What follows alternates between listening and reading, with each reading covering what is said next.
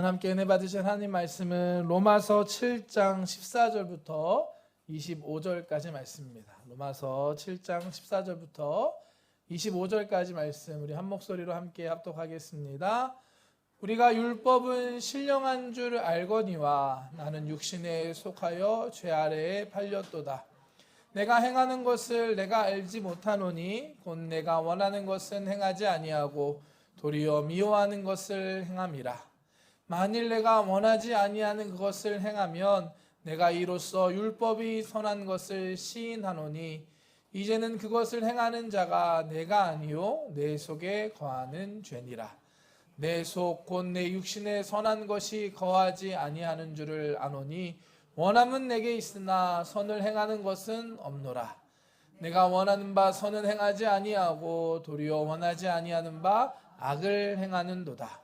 만일 내가 원하지 아니하는 그것을 하면 이를 행하는 자는 내가 아니요 내 속에 거하는 죄니라. 그러므로 내가 한 법을 깨달았노니 곧 선을 행하기 원하는 나에게 악이 함께 있는 것이로다. 내 속사람으로는 하나님의 법을 즐거워하되 내 지체 속에서 한 다른 법이 내 마음의 법과 싸워 내 지체 속에 있는 죄의 법으로 나를 사로잡는 것을 보는도다. 오호라 나는 곤고한 사람이로다. 이 사망의 몸에서 누가 나를 건져내랴. 우리 주 예수 그리스도로 말미암아 하나님께 감사하리로다. 그런즉 내 자신이 마음으로는 하나님의 법을 육신으로는 죄의 법을 섬기노라. 아멘. 할렐루야. 오늘 함께 읽은 로마서 7장 말씀 본문으로 해서 예수님 때문에 라는 제목으로 함께 말씀 나누기 원합니다. 한번 따라해 볼까요? 예수님 때문에. 아멘. 지난주에는 우리가 율법에 대한 말씀 함께 나누었습니다. 율법의 의미가 무엇인지, 또한 한계는 무엇인지, 또한 그 율법 안에 있는 하나님의 마음과 뜻은 과연 무엇인지에 대해서 함께 우리가 말씀을 나누었습니다. 율법은 하나님께서 주신 것입니다. 아멘이신가요? 그렇기 때문에 그 율법 안에는 하나님의 마음, 우리를 향한 하나님의 뜻이 담겨져 있습니다. 어떤 것이었죠? 하나님께서는 율법을 통해서 우리가 하나님 말씀에 순종하기를 원하십니다. 선악과를 통해서 우리가 알 수 있었죠. 우리가 우리 뜻대로 우리가 주인된 삶을 사는 것이 아니라 하나님께 주권을 드리고 하나님의 뜻에 온전히 순종하는 삶을 살기를 하나님께서는 원하십니다. 아멘. 또한 우리가 하나님의 뜻에 순종함으로 세상 속에서 세상 사람들과 다르게 거룩하게 구별된 삶을 살기를 바라십니다. 이것이 이스라엘 백성에게 율법을 주신, 십계명을 주신 하나님의 뜻이었습니다. 이런 율법을 통해서 우리는 우리를 향한 하나님의 마음을 알 수 있는 것입니다.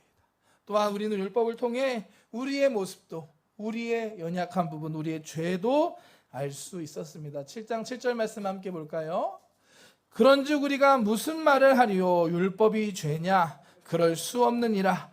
율법으로 말미암지 않고는 내가 죄를 알지 못하였으니 곧 율법이 탐내지 말라 하지 아니하였더라면 내가 탐심을 알지 못하였으리라. 아멘. 우리는 율법을 통해 죄가 무엇인지 알게 됩니다. 하나님의 기준을 알게 되는 거죠. 그렇기 때문에 율법은 죄가 아니라 거룩한 것이고 의로우며 선한 것이다 라고 말씀을 통해 우리가 보았습니다.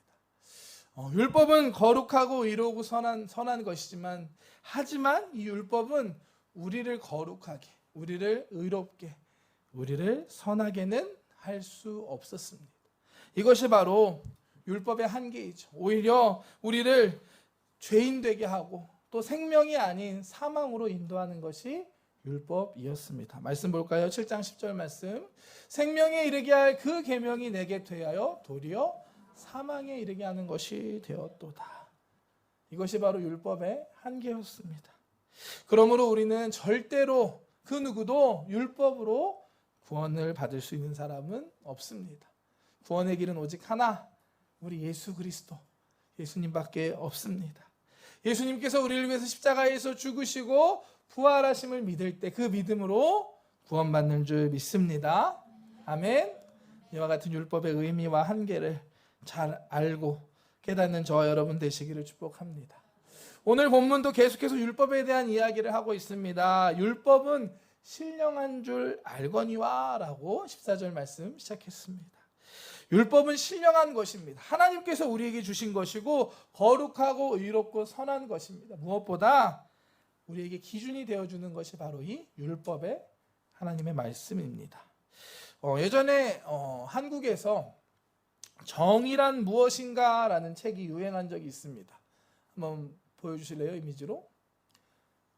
보신 분 계신가요? 정의란 무엇인가? 이런 책이었는데요. 한국에 200만 부 이상 팔렸다고 하더라고요. 그래서 유행을 하다 보니까 10대를 위한, 아이들을 위한 정의란 무엇인가도 나오고요. 이 책이 뭐냐면 하버드 대학교의 정치 철학과 교수인 마이클 샌델이라는 교수님이 쓴 책입니다. 이분은 1980년부터 하버드에서 강의를 하셨다고 하는데 그곳에서 강의하면서 했던 내용들을 바탕으로 정의가 과연 무엇인가 하는 것을 이 책에 담았습니다.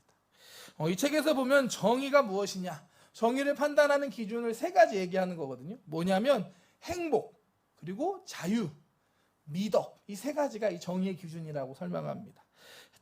행복 뭐냐면 사회 구성원의 행복에 과연 도움이 되는가. 그리고 두 번째 자유, 사회 구성원 각각의 자유가 보장이 되는가. 또한 미덕, 사회에 좋은 영향을 끼치는가. 이 세 가지가 정의가 무엇인지, 정의로운 것의 기준이 된다라고 설명을 합니다. 그런 것 같나요, 여러분? 정의의 기준 세 가지. 그런 것 같아 보이지만 실제로 이 책을 보면 저도 봤는데요. 정의가 무엇인지 깨달아 알기보다는 오히려 헷갈리게 되더라고요. 왜냐하면 책 내용 중에 우리가 이 정의를 판단해야 되는데 판단하기 애매한 그런 예들이 많이 등장을 하기 때문입니다. 대표적인 게 하나가 트롤리 딜레마라는 것이 있는데 한번 보여주실래요? 이미지로. 보신 적 있을 수 있습니다.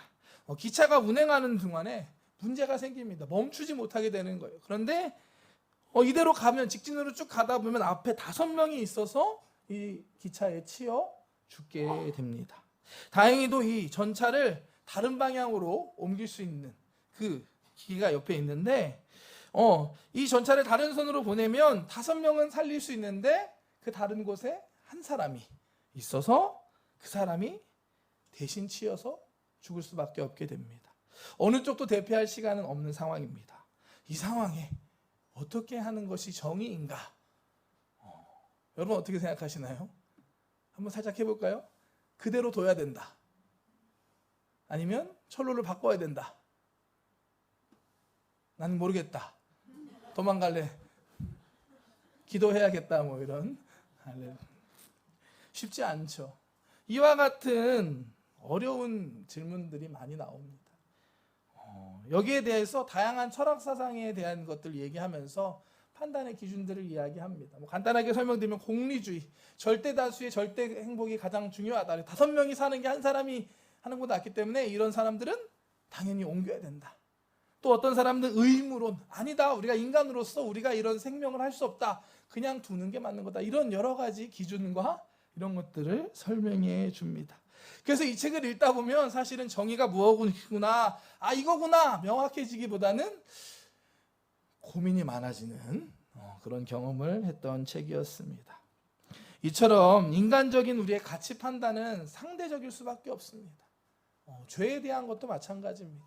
합리화하기 쉽고 또 다른 사람과 비교해서 나는 좀 괜찮구나 라고 여기기 쉬운 게 우리들입니다.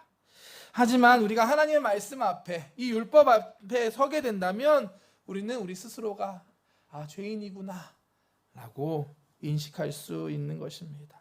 그렇기 때문에 이 하나님의 율법이 우리에게 신령한 것, 신령한 기준이 되는 것입니다. 이 신령한 율법 앞에 서면 우리는 우리 자신이 나는 완전히 죄에 팔려 죄에 종된 존재구나, 난 죄인이구나 라고 인정할 수밖에 없는 것입니다. 사도 바울도 이렇게 고백합니다. 14절 말씀 볼까요? 우리가 율법은 신령한 줄 알거니와 나는 육신에 속하여 죄 아래 팔렸도다. 아멘. 사도 바울이 나는 육신에 속하여 죄 아래 팔렸구나 라고 고백하고 있는 것입니다. 오늘 말씀 준비하면서 이렇게 주석책들을 많이 보았거든요. 신학자들이 쓴 주석책들을 여러 가지 보았는데 여기에 나오는 이 나는이 누구냐 하는 게 우리 신학자들의 다양한 논쟁들이 있었습니다. 가장 기본적으로 여기서 나라고 고백하고 있는 나가 이 로마서의 저자 바울이다라고 말하는 사람도 있고요. 또 다른 사람들은 아니다, 바울이 아니라 바울이 일반적인 사람들을 대표해서 이렇게 비유적으로 말하고 있는 것이다. 그렇다면 이 일반적인 사람이 과연 어떤 사람들인지, 구원을 받은 사람들인지, 아니면 아직 구원받지 못한 사람들인지, 이런 다양한 논쟁들이 신학 역사상 쭉 이렇게 이어오고 있었습니다. 어제 공부하느라고 저도 복잡하더라고요. 머리가 많이 아팠는데요. 여러분 어떻게 생각하시나요? 여기 나오는 로마서 7장에 나오는 나는 육신에 속하여 죄 아래에 팔렸도다. 그러니 여기서 나는 누구일까요? 저는 단순한 게 좋은 것 같습니다. 이 로마서는 사도 바울이 로마에 있는 교회의 성도들에게 쓰는 편지잖아요. 편지를 쓰다가 갑자기 나는이라고 고백했다면 저는 이건 사도 바울이 자신의 고백을 했던 거라고 저는 그렇게 생각하고 이해합니다. 또한 왜냐하면 이 사도 바울의 고백이 우리도 충분히 이해할 만하고 공감할 만하기 때문입니다. 바울은 지금 자신의 모습을 솔직하게 고백하고 있는 겁니다. 율법 앞에, 신령한 율법 앞에 자신의 모습을 비춰보니까 내가 어찌할 수 없는 죄인이구나, 죄의 종이구나 라고 고백할 수밖에 없는 것입니다. 우리 모두가 동일하죠. 예수님 없이는 구원받을 수 없는 죄인임을 바울이 지금 고백하고 있는 것입니다. 15절부터 20절까지 계속되는 바울의 고백을 보면 자신 안에 두 가지 종류의 자아가 있다라고 이야기합니다. 하나는 원하는 바로서의 나이고 하나는 행하는 바로서의 나이다. 원하는 것과 행하는 게 두 개가 내 안에 있다라고 이야기합니다. 원하는 바로서의 나는 하나님의 말씀을 알고 살아가는 나를 의미합니다. 하나님 말씀을 알기 때문에 하나님 말씀대로 살기를 원하는 자입니다. 그런데 어떠한가요? 실제로는 그렇게 하지 못하는, 그렇게 행동하지 못하는 것입니다. 하나님 말씀대로 살고 싶은 나와 실제로 삶에서 현장으로 행동하고 살아가고 있는 내가 다르고 이 차이가 좁혀지지 않는 것입니다. 영어 속담에 보면 세상의 가장 큰 공간은 우리가 아는 것과 행하는 것의 차이다라는 이런 속담이 있더라고요. 우리가 그만큼 알고 있는 것과 행하는 것이 이렇게 일치되는 게 어렵다라는 것을 의미하는 말입니다. 지금 바울도 이와 같은 이야기를 우리에게 하고 있는 것입니다. 비단 바울뿐만이 아니겠죠. 저도 마찬가지입니다. 최근에 저를 걱정해 주시는 분들이 점점 많이 늘고 있습니다. 살을 좀 빼셔야 되지 않겠습니까? 저도 공감을 하고 있습니다. 그래서 새롭게 이제 빼고 싶은 마음도 느끼고 이렇게 결단하고 있는데 동시에 느끼는 게 쉽지 않더라고요. 마음 먹는 건 쉬워요. 빼야겠구나. 그렇지. 좀 이게 아니다라고 느끼는 것까지 알았는데 실제로 무언가 먹을 게 앞에 있을 때 안 먹는 거는 또 다른 의미가 됩니다. 그동안 먹어오던 습관도 있고 그런 게 있기 때문에 그걸 실제적으로 내가 안 먹는 거는 절대로 쉽지가 않더라고요. 마음 먹었다면, 알았다면 그대로 행해야 되는데 그러지 못하는 거예요. 절대 쉽지 않습니다, 여러분. 저만 그런가요? 아마 여러분들도 각자 다른 부분일 수 있지만 이런 부분들이 있을 거라고 생각합니다.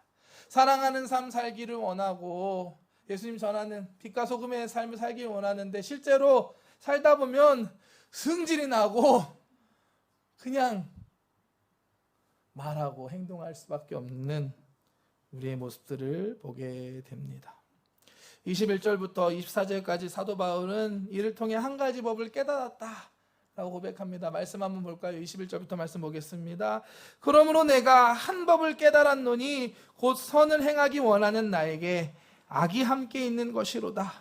내 속사람으로는 하나님의 법을 즐거워하되 내 지체 속에서 한 다른 법이 내 마음의 법과 싸워 내 지체 속에 있는 죄의 법으로 나를 사로잡는 것을 보는도다. 아멘. 바울 자신 속에 악이 살아서 역사하고 있다라고 말합니다. 하나님의 법을 즐거워하는 내가 분명히 있는데 그럼에도 불구하고 또 다른 악이 있어서 죄에 지고 만다라고 이야기합니다. 결국 이 죄의 법이 나를 포로로 만드는 것입니다. 이것은 죄의 힘, 죄가 우리에게 주는 정죄감을 이야기하는 것입니다. 죄라는 것은 한 번 짓는다고 해서 그냥 끝나지 않습니다. 한 번 죄를 지면 그 죄는 계속해서 우리에게 영향을 끼치게 됩니다. 예전에 이거 관련된 예화를 하나 들은 적이 있는데요. 한 아이가 있었습니다. 이 아이가 어느 날 아버지 서재에 들어가서 놀다가 아버지가 귀하게 여기는 그 도자기를 깨뜨리고 맙니다. 꽤 비싸고 아버지가 귀하게 여기는 건 큰일이 났어요. 근데 이 모습을 이 다른 친구가 보고 만 겁니다. 그러고 나서 이 아이를 이렇게 부릅니다. 너 일로 와봐. 그러면서 이렇게 얘기합니다. 야, 내가 다 봤어. 너 아빠가 가장 귀하게 여기는 아끼는 도자기 네가 깨뜨렸지? 내가 다 봤어. 이제부터 내 말 안 들으면 아빠한테 가서 내가 이를 거야 라고 이야기합니다. 어떻게 될까요? 결국 이 아이는 한동안 이 다른 친구의 말을 따를 수밖에 없습니다. 원하든 원치 않든 그가 원하는 걸 할 수밖에 없게 됩니다. 언제까지 그럴까요?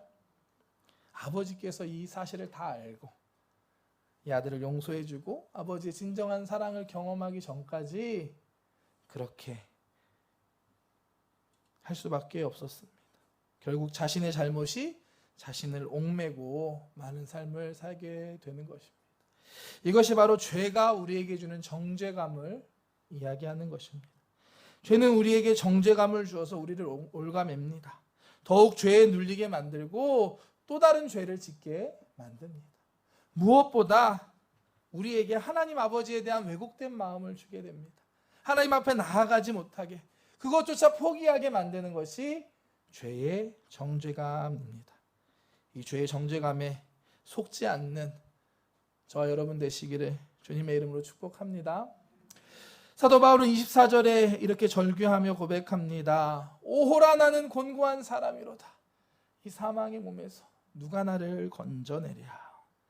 여기서 오호라는 슬플 때 내지르는 탄식, 아이고 이런 거 넣으면 아이고, 그러고 곤고한의 원어의 뜻을 보면 비참하다는 뜻을 갖고 있습니다. 아이고 내가 참 비참하다.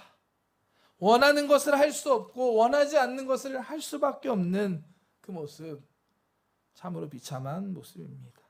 죄의 싹은 사망인 것을 알면서도 이 죄에서 벗어나지 못하는 모습, 사도 바울은 탄식하며 누가 나를 이 사망의 몸에서 누가 나를 구원하겠냐라고 한탄하고 부르짖습니다. 생각해보면 이 사도 바울이 누구입니까? 위대한 사도 중에 사도입니다. 신약성경이 3분의 2를 썼고요. 신약성경이 예수님 제외하면 아마도 가장 중요한 인물 중에 한 사람일 것입니다. 이런 바울도 지금 고백하는데 자신은 선을 원하지만 선을 행할 수 있는 능력이 자신에게 없다. 죄가 자신을 지배한다라고 고백하며 부르짖고 있는 것입니다. 사도 바울도 이렇게 고백하고 있는데 하물며 저와 여러분도 이와 같지 않다고 말할 수 없을 겁니다. 우리도 어떤가요? 구원받았음에도 우리 안에는 선한 마음, 아름다운 생각만 있지 않습니다. 때때로 나쁜 것이 우리 안에 들어올 때가 있습니다. 온갖 죄악이 우리를 지배하고 말 때가 있습니다. 그렇다면 우리가 어떻게 해야 할까요? 우리의 구원의 주 되신 예수님을 바라보고 예수님을 믿고 의지해야 할 줄 믿습니다. 7장의 마지막 9절 25절 말씀에 사도 바울은 이렇게 고백합니다. 말씀 보겠습니다. 우리 주 예수 그리스도로 말미암아 하나님께 감사하리로다. 그런즉 내 자신이 마음으로는 하나님의 법을, 육신으로는 죄의 법을 섬기노라. 죄 가운데 절규하던 사도 바울이 갑자기 내가 그래도 하나님께 감사합니다. 예수 그리스도로 말미암아 감사하다라고 고백하고 있습니다. 왜 이렇게 고백할 수 있을까요? 마음으로는 하나님의 법을 섬기면서 육신으로는 죄의 법을 섬기고 있는 자신을 인정하면서, 그렇지만 그럼에도 불구하고 예수님 때문에, 예수님으로 말미암아 감사하다라고 고백하고 있는 것입니다. 이와 같은 감사의 이유는 이어지는 8장 1절과 2절에 보면 알 수 있습니다. 함께 볼까요? 그러므로 이제 그리스도 예수 안에 있는 자에게는 결코 정죄함이 없나니 이는 그리스도 예수 안에 있는 생명의 성령의 법이 죄와 사망의 법에서 너를 해방하였습니다. 아멘. 그리스도 예수로 인하여 예수님 때문에 감사하다고 고백하고 있는 이유는 그리스도 예수 안에서 우리에게 결코 더 이상 정죄함이 없기 때문입니다. 예수님께서 이미 십자가에서 저와 여러분들의 구원을 다 이루셨습니다. 그러므로 우리가 예수님 안에 있을 때 예수님 때문에 우리는 죄와 사망의 법으로부터 해방된 것입니다. 아멘이신가요? 사도 바울은 25절에 우리 주 예수 그리스도로 말미암아 하나님께 감사하다라고 고백하고 있습니다. 이 고백이 저와 여러분들의 고백이 되어야 할 줄 믿습니다. 우리를 구원하신 예수님 때문에 하나님께 감사할 수 있는 저와 여러분들 되시기를 축복합니다. 이 예수님을 더 믿고 의지할 수 있는 저와 여러분들 되시기를 축복합니다. 예수님 때문에 우리에게 소망이 있습니다. 다른 게 아니라 이 예수님 때문에 우리가 구원받았고 예수님 때문에 우리가 새로워질 수 있고 예수님 때문에 죄와 사망의 권세를 이길 수 있다는 사실을 잊지 않는 저와 여러분들 되시기를 주님의 이름으로 축복합니다. 로마서 본문 7장 말씀에 사도 바울은 우리가 예수님을 믿음에도 불구하고 여전히 계속해서 죄 가운데 갈등하고 있는 모습을 솔직하게 고백하며 보여줍니다. 위대한 사도였지만 그도 하나님의 뜻이 아닌 죄에 눌리는 순간들이 있었던 것입니다. 이와 같은 바울의 고백은 우리에게 어느 한 부분 또한 소망과 위로가 되는 것 같습니다. 왜냐, 저와 여러분들의 삶에도 우리에게도 이러한 모습들이 있기 때문입니다. 예수님 믿고 구원받은 삶, 천국과 같기를 소망하지만 사실 어떻습니까? 세상 속에서 어떻게 보면 그리스도인으로 살아가기 위한 전쟁이, 싸움이 시작되진 않습니까? 매번 내 안에 하나님의 법과 죄가 싸우는 것을 느끼게 됩니다. 우리가 이길 수 있는 이유는 단 하나입니다. 예수님 때문에. 예수님으로 말미암아 우리가 승리할 수 있습니다. 오늘 말씀 로마서 7장 마지막 9절과 8장 1, 2절 말씀 한 번 더 읽기 원합니다. 우리 주 예수 그리스도로 말미암아 하나님께 감사하리로다. 그런즉 내 자신이 마음으로는 하나님의 법을 육신으로는 죄의 법을 섬기노라.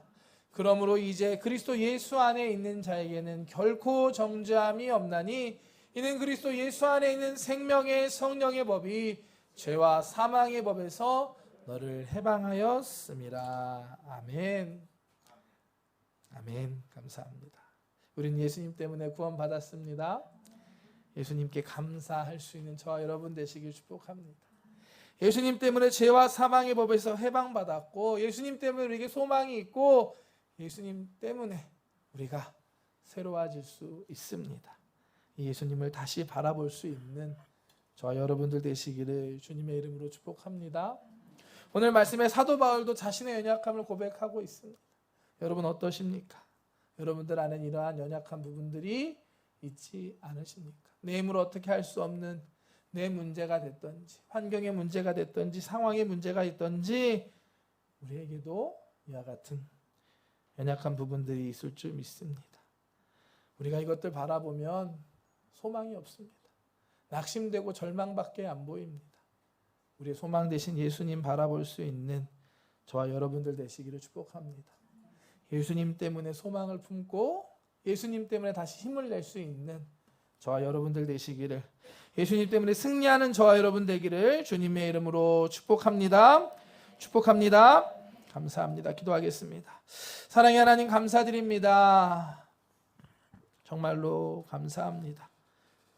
죄인된 우리를, 연약한 우리를 주님 사랑해 주시고 예수님의 십자가를 통해 구원해 주신 은혜에 감사합니다. 예수님으로 말미암아, 예수 그리스도로 말미암아 하나님께 감사합니다. 우리를 구원하시고 죄와 사망의 권세로부터 해방케 하셨음에 감사합니다. 주님 믿습니다.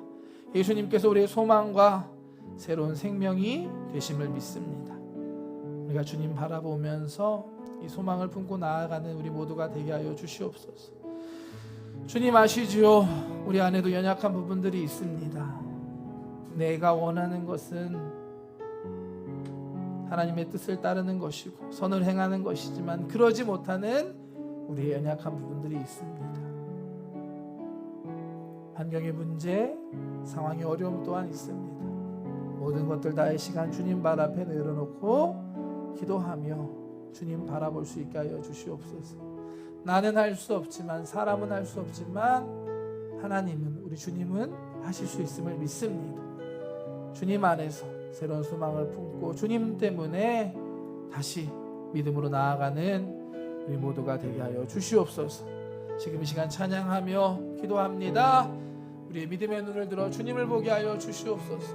어둠 가운데에서 빛 대신 우리 주님을 바라보며 주님을 의지하며 나아가는 우리 모두가 되게 하여 주시옵소서. 감사드리며 예수님의 이름으로 기도드렸습니다.